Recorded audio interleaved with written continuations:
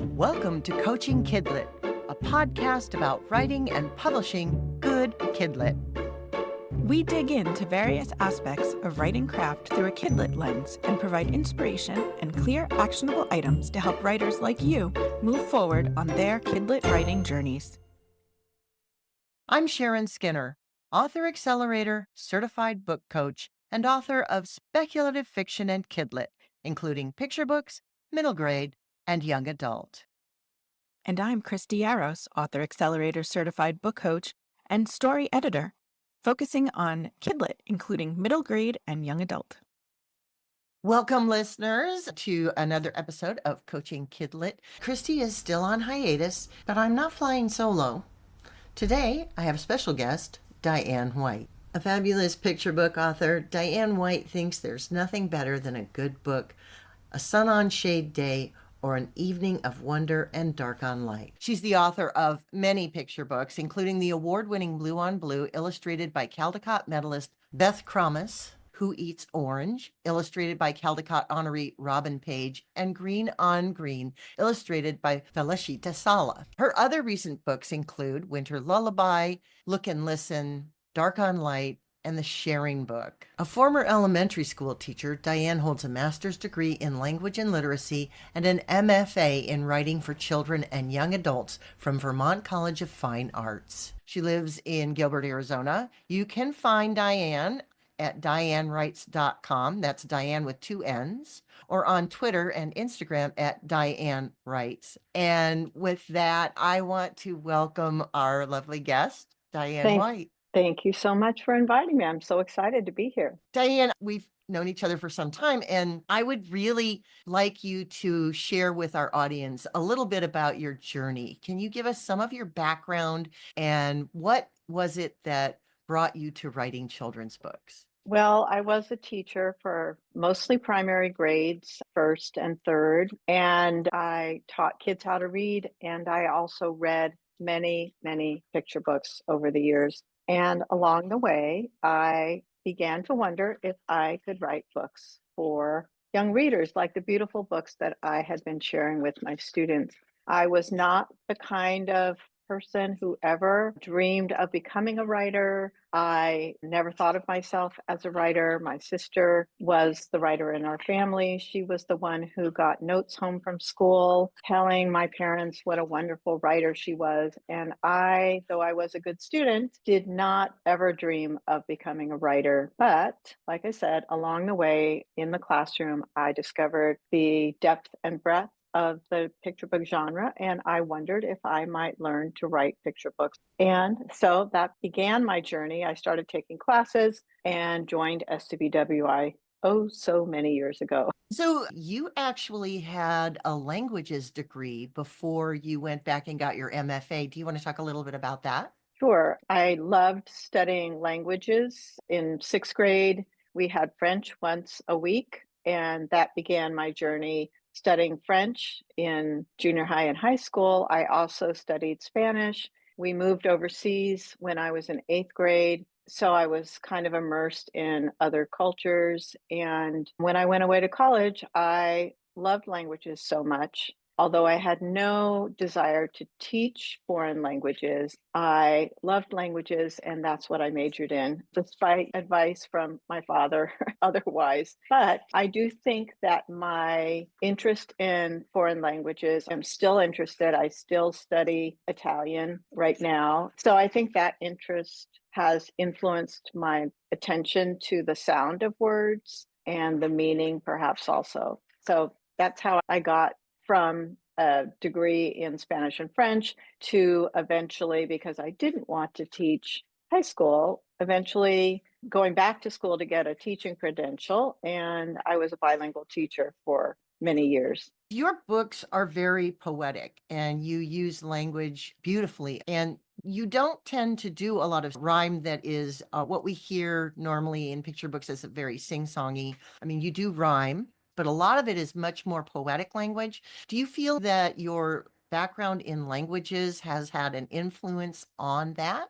That's a good question. And I'm not sure exactly where that comes from. I think it's probably partially just due to the topics that I write about. all of my books are actually in rhyme, except for my latest book, Finding Grateful, which is free verse. But I was interested in poetry. I had a fifth grade teacher, Mrs. Clark, who loved poetry, and she used to stand behind our chairs and recite poems to us. And it was like I felt, thinking about it later, this beautiful language just sort of falling into my ears and into my heart. And then, as a bilingual teacher for many years, teaching children how to read in Spanish, I was always looking for poems and songs that parents would be familiar with that were like the English version of Mother Goose. And so that sort of got me into the poetry world of reading a lot of both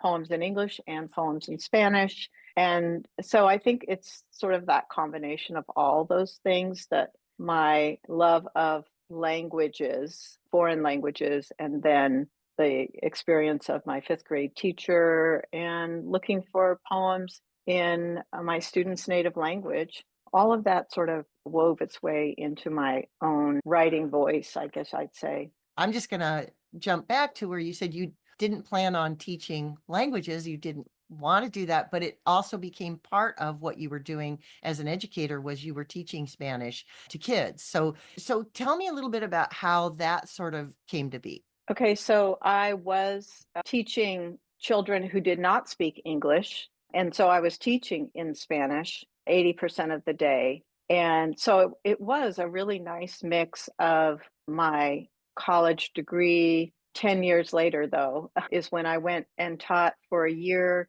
at a high school Spanish 4 as a long-term sub. And even though I had a degree, I did not have a lot of opportunity to use my Spanish, which sounds ridiculous, but that's just kind of how it worked. We had to write papers in Spanish, we had to speak, but we didn't have lengthy conversations. So that year of teaching Spanish 4 really cemented my understanding of Spanish language and my ability to speak it. And then for, I don't know, maybe 10 years, I taught most of the day in Spanish. And that transitioned in California many years ago now, but that was my initial experience. So it's that weird thing that so many people start out with a degree in one thing and end up doing something maybe in some way related, using some of the skills they had gained with their degree, but in a completely different field. So that certainly was true for me. You taught for 25 years. At what point did you decide to get your MFA from Vermont? Well, I was a member of SCBWI, and I was taking classes through UCLA Extension. I had a critique group, and at a certain point, I began to feel like I'd gone as far as I could go with critique groups and classes, and I needed something else to jumpstart and get me a little bit closer. That was probably, I don't know, maybe 8 years into taking classes. And it really was an intense course that just taught me probably everything I know now. I'm a big fan of taking classes and learning and reading all the things to educate yourself about something you're trying to learn. And so that experience was definitely that for me. And it's been, gosh, almost next year will be 20 years since I started the 2-year program. So I still get together with a whole bunch of my classmates every year for a week. And some of us are still writing, some of us are not, some of us take a break and so on. But we've all been published since we graduated, and it's definitely been a big community for me. So, how long after you finished your MFA would you say, was it before you had sold your first picture book or signed your first picture book? Yeah, I sold my first picture book probably, I want to say, a year after I graduated. And then it took 6 years for it to come out for all the reasons that we don't always know. But typically, picture books, the absolute quickest would be 2 years. And I've only had maybe, I think, one picture book that came out in 2 years. All the rest have been anywhere between 3 to 6 years from sale to publication. Yeah, I think it's important for our listeners to understand that. If I write a picture book, how long can it take? But I think that a lot of, especially new writers, don't understand that there's a process of acquisitions and then editing and all of those things before it even gets to the point where there's an illustrator chosen and then hired, and then the illustration process takes a long. Many of my manuscripts, almost all of them, there isn't very much revision, if anything. However, depending on the schedule of the publisher, that's part of it. The schedule of the illustrator, how long it takes them to find an illustrator. The process of writing before something is acquired could take months and months and months on my end, but I haven't had too many. I can think of one, maybe two manuscripts that really actually had a lot of revision with an editor. No, take it back, 3. Okay. But mostly, yeah, I've been very lucky. I have great critique partners, and I would not know what to do without them. That's a really good point, is that picture books are hard. People don't understand how difficult I think a lot of times that picture books are to write, because you are trying to tell a complete story in some way, shape, or form, but you have approximately 500 words to do it in. That's so true. Yeah, it is like writing a poem. Every word counts. And you also need to think about leaving space for the illustrator. It's not much fun for the illustrator, or it's less fun maybe for them to just illustrate what your words say. They want to have room to add to your words so that there's this marriage of both illustrations and words. And that's not necessarily, depending on the kind of book, always the case, but I've been very fortunate to have some beautiful, like all amazing illustrators. And they've brought so much, a whole nother layer of story to my words. That's been my experience as well with Rocket Shoes when it came out, and also with Anyone Can Dance, both of my picture books that are out. The illustrations are incredible, and visual artists have a special way of looking at the world. And I think when you first start out, there's a level of trust that you just have to have, or the ability to just let go your ego, if you will, in order to allow that space for the illustrator. And so many wonderful things can come out of it. My picture books are much more beautiful, and I like them so much more with the illustrations than even what I visualized.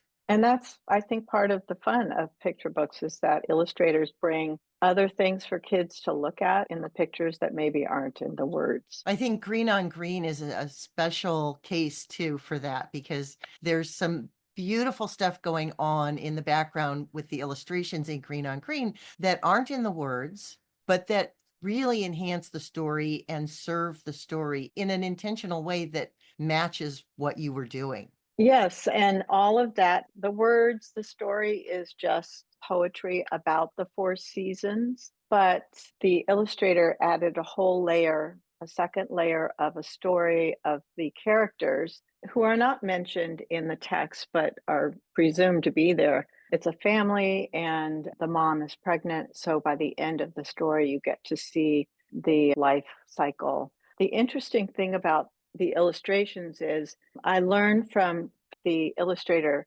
that she did a whole sketch dummy of multiple generations of a family. And the editor suggested that was kind of complicated. And so they pared it back. So the first sketches I saw were of this single family going through a year. So that was a great example of how the text is one piece, and then the editor, art director, and illustrator have a whole different thing that they're working on. And I was not aware of that, and probably never would have been had I not met Felicita and had that conversation. So, bouncing off of that idea of allowing space for the illustrations and the words to work together, and that combination, and how there's that extra layering, I want to get into a little bit of how you extra layer your books with concepts and story.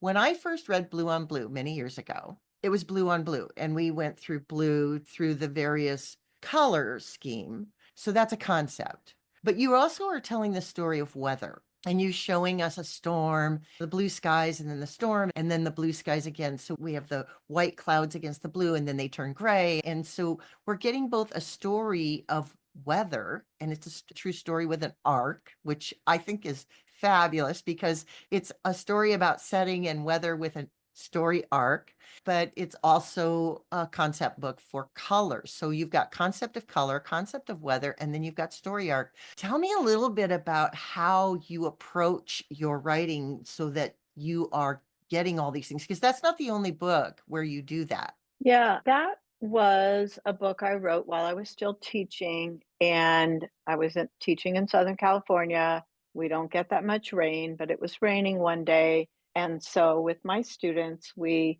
took out some picture books about the rain. I read a number of them to the kids. We collected rain words. I wrote them on the board for them: splish splash, drip drop, mud, umbrella, whatever they gleaned from the books I shared with them. And then they wrote poems about the rain. And I was actually taking, after I had graduated from Vermont College, a semester that was specifically in picture books. It was a new program that they had just started. So I went back and did one more semester, and I had an assignment due to turn in a manuscript to my group, my classmates. And so I came home that weekend after my students had written poems about the rain and some picture books in front of me. I just made lists of rain words, kind of like the exact lesson I did with my students. And then I just got the first line: cotton clouds, morning,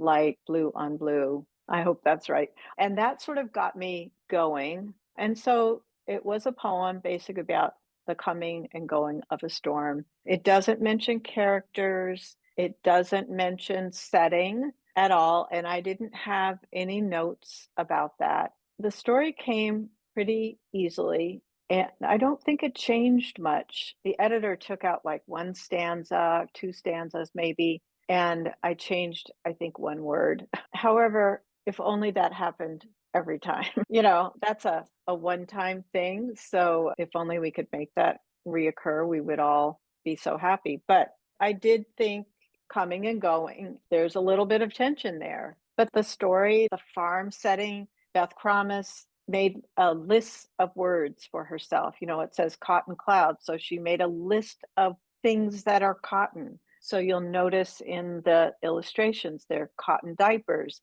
hanging on the wash line. And she asked herself, who cares about the weather? Farmers, sailors, and so on. So you'll see a sailboat in the opening illustrations. She brought in some favorite kind of homages to a couple of her favorite paintings in the artwork. And it's just fascinating, I think, to discover these things about how an illustrator then is able to bring themselves into the work. And that might be the only one of my picture books that actually has a little bit of rising action with the coming and going of the storm. But I still think of all of my books as concept books in the sense that they're about one thing, like that's about rain or the seasons or transitions, goodbye brings hello, or foods that animals eat, that kind of thing. So that seems to be where I do better work. But that brings me to what was going to be my next question. Anyway, Who Eats Orange is not just a story about what animals eat, but it's also a concept book about colors. So it's colors and foods and Right. animals. So again, you're layering concepts in there. Would you say that it's due to your teaching background that you tend to go there? I'm not sure. The idea for that book was I was on a field trip. When I moved to Arizona 12 years ago, I subbed for a couple of years. And so I was with kindergartners going to the pumpkin patch. And we sat down for lunch. A little boy reached into his lunch bag and pulled out an orange and said, "Who eats orange?" And as soon as I heard it, I'm like, that is a title of a book. It'll be food, it'll be colors, it'll be animals. And that's all I knew for a couple of years. I wrote down the title, I wrote down those three things that I thought it would be about. And then I tried off and on to poke at that idea, figure out what the structure would be. And then I often look for mentor texts to help me think about what structure will my concept book take, or what voice, or what are my opening lines. And so there was an old picture book, I think it's called Who Hops by Katie Davis. And I remembered that 2 years after the idea, and I thought, oh, I could use a question and answer kind of format. And that evolved. I thought, oh, wouldn't it be great to have animals in different habitats around the world? And I had to do research and do back matter. So all of that grew out of a child's unusual question, who eats orange? And that led to the story. But it was a long process to get there. But yeah, definitely my teaching years come in to some of the books. Based on the fact that it took you 2 years to write that book, it took me 2 years to write Rocket Shoes before it was ready to pitch. And it's only 504 words. Picture books are hard. Picture books are not the easiest thing to do. So do you have an approximation of how long it typically takes you to write, on average, a book? I know Blue on Blue kind of came out of an exercise that you were doing, but Who Eats Orange was inspired by a question that someone asked, and it took 2 years. First of all, approximately how long do you feel it takes you now, on average, to write a picture book that you feel is ready to pitch? And my second question is, how many picture books are you writing versus how many are Mm. pitchable and getting published? For Who Eats Orange, it was 2 years of not really writing, and just I had the idea. I might spend, 20 minutes trying to poke at it every 6 months or something and trying to see. And then once I sat down to write it, it was probably a couple of months. Like, I have to know where I'm going with the story. I might have oh, this is a great title, and I think this is an idea that will sell, but I've got to do the research. And so it varies really anywhere from a couple of months to 6 months. I sometimes drag on for longer. I don't think it gets any easier. And I think every story is its own thing. So I don't really have a average, even though I know a lot more about writing picture books now than I did 10 years ago when Blue on Blue came out. I don't think it gets any easier. If anything, maybe it gets harder. Maybe you try too hard and it doesn't come as easily. I think some stories that have come to me more easily feel like I had a lighter touch to it. Maybe I wasn't pushing myself so hard or something. I was more relaxed about it. I guess we try to figure out what's the best way to write a story that's actually going to work. Over the last couple of years, I've written a bunch of stories. I think they're okay, but none of them have gone anywhere. So that's discouraging, but I love picture books, so I keep going with new ideas, and it's a kind of a interesting business. You have to know why you love it, and you have to be willing to just trust yourself and stick with it through the ups and downs and revisions and scrapping something and putting it away for a while and coming back to it perhaps. I have one more example I can share. Winter Lullaby was a book that I wrote, oh gosh, I was at Vermont College, so